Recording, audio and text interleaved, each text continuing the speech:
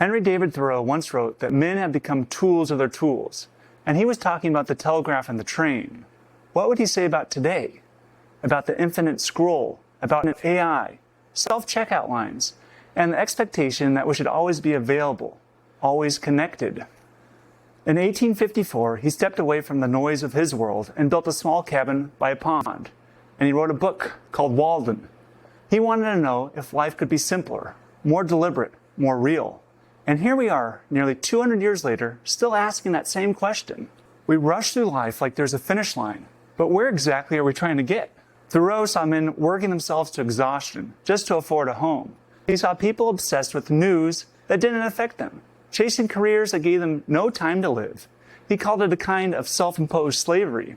And yet, in his time, a man could build his own home for a few dollars. He could live on his land, undisturbed. Today, housing's so expensive that an entire generation feels locked out. We have conveniences Thoreau couldn't imagine, but are we any freer? Thoreau wanted to know what was necessary, what was real. He believed that most of what kept people busy was, in his words, frittered away by detail. And I have to ask, are we really living? Or are we just consuming, absorbing content, buying things, keeping up? Is this how we want to spend our lives? Thoreau warned that men had become the tools of their tools. He was talking about shovels and telegraphs. But today, our tools aren't just in our hands, they're in our heads. They shape our attention, our thoughts, our desires. Social media, notification, endless content, things that started as tools to help us connect, now control how we spend our time. And here's the irony. I'm saying this while making content. I'm telling you to disconnect while I'm asking you to watch this video. And to like it, please. I recognize that contradiction. But that's exactly why I'm saying it. Because I don't want you to just watch this and consume it. I want you to actually comprehend what I'm saying. Then, if you can, go for a walk and think about it. Meditate on it. I didn't come to the woods to escape responsibility. I came here because I wanted a life that felt connected. Connected to God and His creation. Connected to nature and the land, a home. To feel the rain.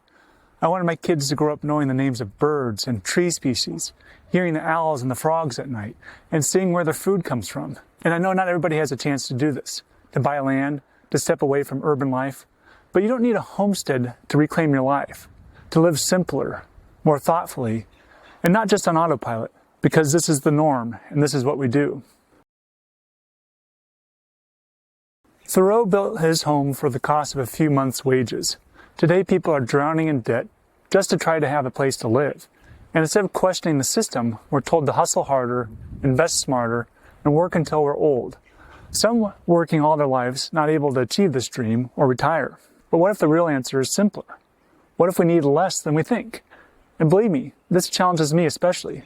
Selfishly, that's why I'm creating this video. I like things. I'm a collector of treasures, books, and tools. I too am a materialist. And to the surprise of my wife, and probably Marie Kondo as well, these things really do bring me joy.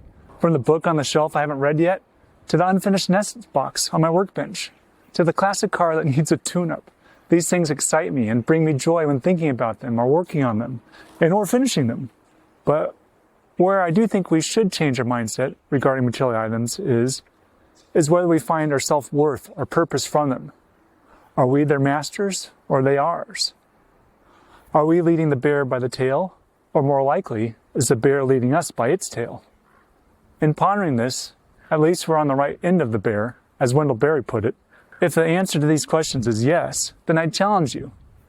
Personally, I find my self-worth and purpose in God, doing His good works as an earth keeper and treating folks with love, dignity, and respect.